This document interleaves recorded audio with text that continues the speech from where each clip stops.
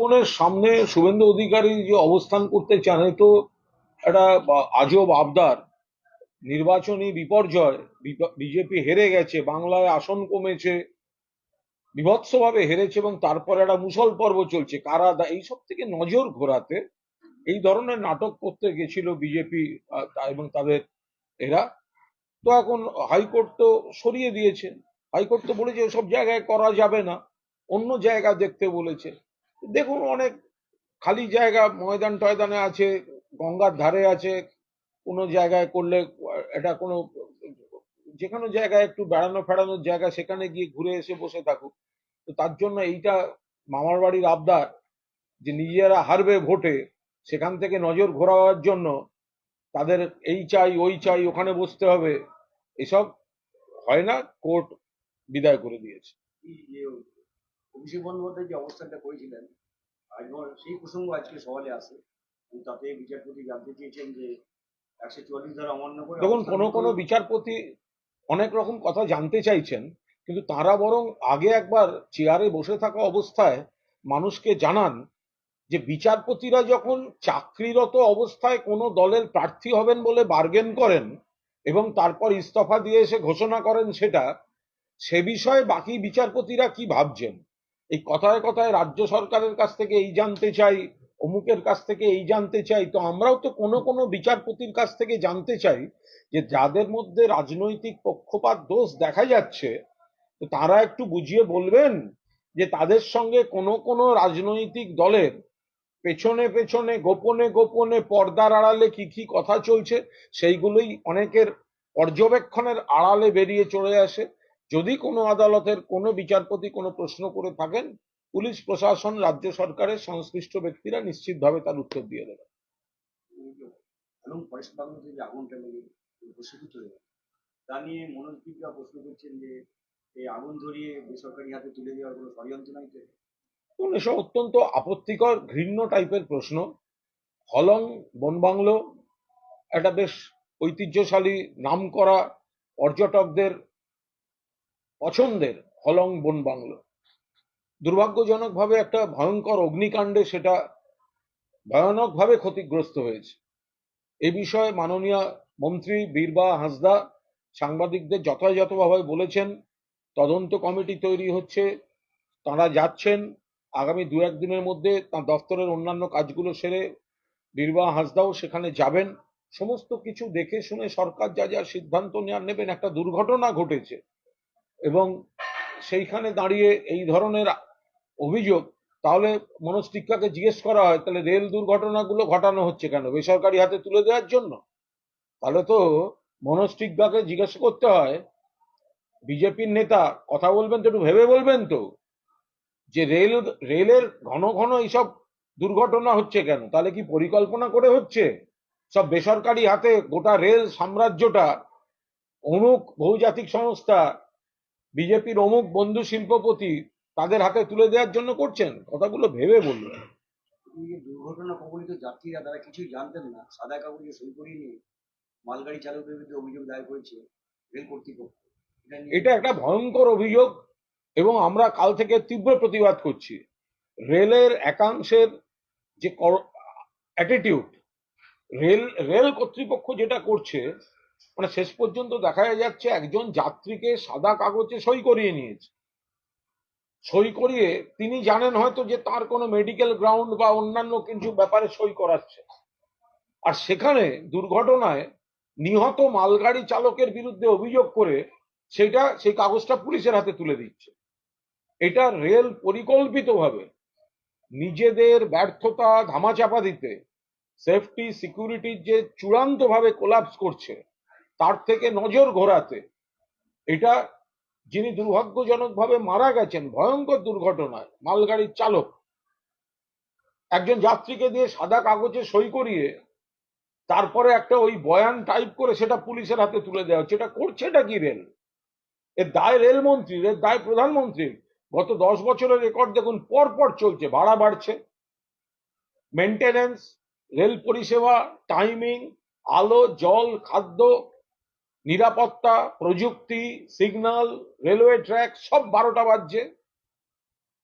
নামি নামি বড় বিলাসবহুল বেশি ভাড়ার ট্রেন উদ্বোধন করে বেড়াচ্ছেন, আর সাধারণ মানুষের যাতায়াত করার ট্রেনগুলো, রেলের পথগুলো, রেলের সিগন্যালিং সিস্টেম সমস্ত বিপর্যস্ত।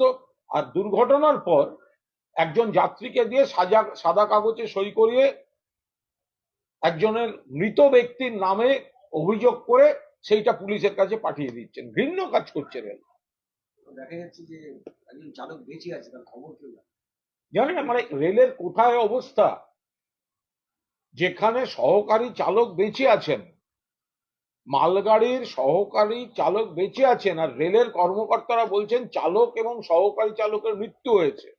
মিনিমাম কোঅর্ডিনেশন নেই, সঙ্গে সঙ্গে কেউ যায়নি, উদ্ধার কার্যে কেউ হাত লাগায়নি সময় মতো। এমনকি যে দুর্ঘটনায় মৃত ব্যক্তির যে কফিন রেল কর্মীর এসছে, তার সঙ্গে রেলের কেউ ছিল না। আমাদের মন্ত্রীরা, মেয়র গিয়ে শিয়ালদা স্টেশনে কর্তব্য পালন করেছেন।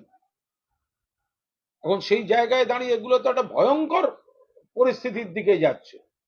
তারা খোঁজই রাখছেন না, তারা শুধু দোষটা তাদের ঘাড়ে চাপিয়ে দিচ্ছেন। মালগাড়ির সহকারী চালক যে মারা যাননি, সেটা রেল কর্তারা জানবেন না? এই কখনো হতে পারে? এর থেকেই বোঝা যায় যে তাদের দায় দায়িত্ব, দায়িত্বজ্ঞানহীনতা, এই সমস্ত ব্যাপারটা কোথায় গিয়ে কমিউনিকেশন গ্যাপ জলের মতো পরিষ্কার হয়ে যাচ্ছে। তো অত্যন্ত উদ্বেগজনক অবস্থায় রয়েছে রেল।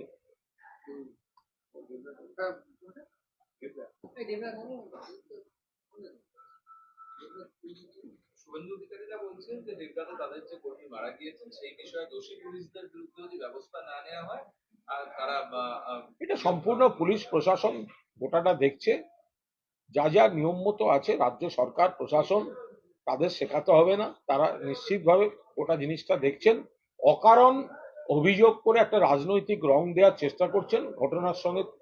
তারা যা বলছেন বাস্তব আদৌ সেটা নয়, সেটা তারাও জানেন।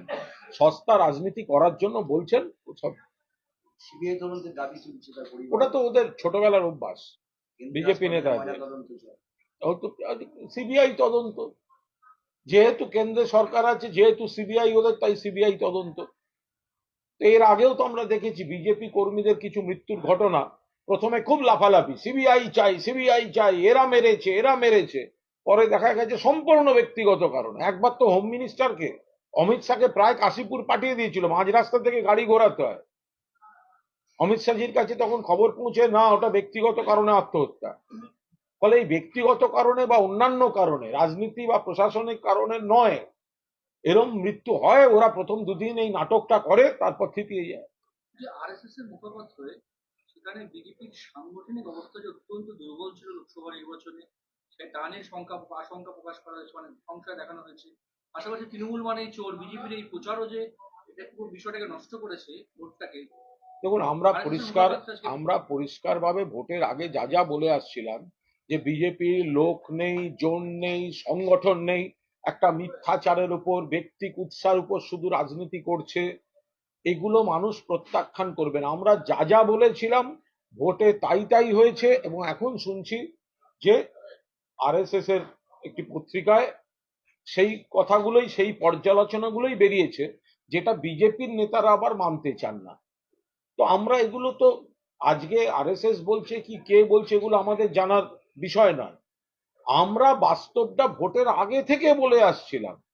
তো আজকে সকলেই সেটা দেখতে পাচ্ছেন, আমরা যা যা বলেছিলাম সেটা প্রমাণিত হয়ে গিয়েছে। বিজেপির তরফ থেকে টিম পাঠানো হয়েছিল যে অভিষেক বন্দ্যোপাধ্যায়ের এলাকা বা অন্যান্য এলাকায় নির্বাচনী সন্ত্রাস। তারা আদৌ দেখে গেল যে বিজেপির কোন দলের ছবি। বিজেপি যে টিম পাঠিয়েছিল, কেন্দ্রের টিম, প্রথম কথা তারা রাজনৈতিক পর্যটক। দ্বিতীয় কথা, বিপ্লব দেব রয়েছেন, তিনি হচ্ছেন ত্রিপুরায় তৃণমূল সহ বিরোধীদের উপর সমস্ত রকম সন্ত্রাস, এমনকি থানায় ঢুকে আক্রমণ, ছিনতাই করে নিয়ে যাওয়ার চেষ্টা বিরোধী কর্মীদের, সেগুলোই বিপ্লব দেবের সময় হয়েছিল। তো তাদের পাঠিয়েছিল। তারা কি দেখলো? তারা কোনো তৃণমূলের হিংসা দেখেনি, তারা বিজেপির কোন দল দেখে গেল। এমনও কোন দল যে বিজেপির প্রার্থীর বিরুদ্ধেই নাকি বিজেপিকে ব্যবস্থা নিতে হয়েছে। আজ তো সকাল থেকে শুনছি বিজেপি ডায়মন্ড হারবারে যাকে প্রার্থী করেছিল এই রাজ্য নেতারা তাকেই নাকি এখন শোকজ করছে না, দল থেকে সাসপেন্ড করছে, কি সব করছে। এই বিজেপি রাজ্য নেতারা যাদের দায়িত্বে ভোট হয়েছে তারা পাগল হয়ে গেছে। যারা ভোটের আগে বড় বড় কথা বলছিলেন আর বিজেপির বড় বড় পদ আঁকড়ে রেখেছিলেন, বিজেপির ভরাডুবির পর তারা পাগল হয়ে গেছে। কালকে তো দেখলাম বিজেপির কয়েকজন কর্মী তারা বলছেন যে বিজেপির টিম তথাকথিত ঘরছাড়া সন্ত্রাসে ক্ষতিগ্রস্ত বলে যাদের দেখতে গেছেন তারা আদৌ ঘরছাড়া এবং সন্ত্রাসে ক্ষতিগ্রস্ত নয়। সে তো বিজেপির লোকেরাই বলছে। বিজেপির গঙ্গাধর কয়াল বলছে সন্দেশখালী সাজানো, রেখা পাত্র বলছে রাষ্ট্রপতি ভবনে যে নির্যাতিতা বলে যাদের নেওয়া হয়েছিল তারা জাল, তারা অভিনয় করেছে, তারা কেউ নির্যাতিতা নয়। তো এই যে টিম এলো, টিম একরকম রটনা হলো এই দেখতে আসছে, আর দেখে গেছে বিজেপির কুৎসিত ভেতরের কঙ্কালটা গোষ্ঠীদ্বন্দ্বে দীর্ণ, লোক নেই, জন নেই, সংগঠন নেই।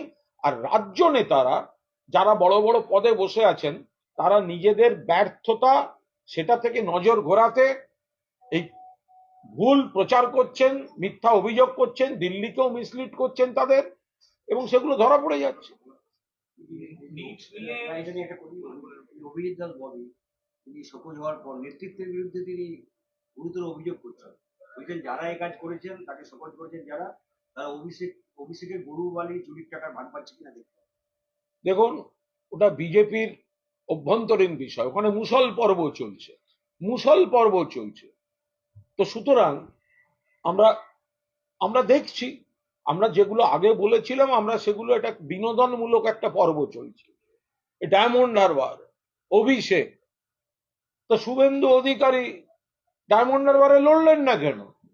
মোহাম্মদ সেলিম ডায়মন্ড হারবারে লড়লেন না কেন? অভিষেক বন্দ্যোপাধ্যায়কে আপনাদের ঈর্ষা, অভিষেক বন্দ্যোপাধ্যায়ের বিরুদ্ধে কুৎসা, ব্যক্তিগত আক্রমণ, আপনারা তো সব পালিয়ে গেছিলেন। তারপরে আপনারা তো সব অন্য প্রার্থীদের ঘাড়ে দিয়ে পালিয়ে গিয়েছিলেন।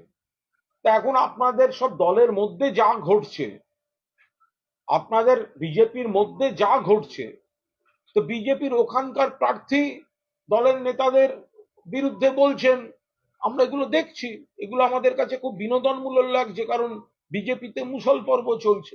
এই বিজেপিকে কেউ সিরিয়াসলি নেবেন? রেশন দুর্নীতি কাণ্ডে আজকে ঋতুপর্ণা সেনগুপ্তকে ডেকে ডাকা হয়েছিল সিজিএফ, তিনি গিয়েছিলেন, কি বলবেন? আমি একেবারেই বলতে পারবো না, তদন্তের বিষয়। এবং ঋতুপর্ণা সেনগুপ্ত আমাদের দলের সঙ্গেও, আমাদের দলের নেত্রীও নন, দলের সঙ্গে কোনো সম্পর্ক নেই। এই বিষয়ে যদি কিছু বলার হয় আমার মনে হয় নিশ্চয়ই ঋতুপর্ণা সেনগুপ্ত বা তাঁর আইনজীবীরা বলবেন, এই বিষয়ে কোনো মন্তব্য করব না। পাটুলিতে তৃণমূলের গোষ্ঠীদ্বন্দ্ব, বিধায়কদের অনুগামীরা কাউন্সিলরকে ঘিরে মাথা ফাটিয়ে দিচ্ছেন, কোনো একটা ঘটনা ঘটেছে বলে আমাদের কানে গিয়েছে, সংশ্লিষ্ট নেতৃত্ব গোটা বিষয়টা খতিয়ে দেখছে।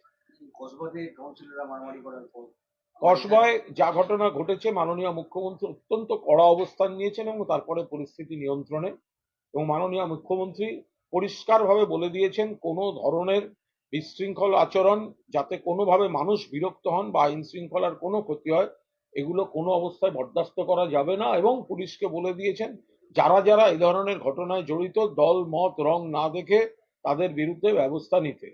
এবং আমরা নিশ্চিত যে যদি পাটুলিতেও কোনো ঘটনা ঘটে থাকে, ওগুলো নেতৃত্ব দেখছেন, পুলিশ দেখছে, ঠিক হয়ে যাবে।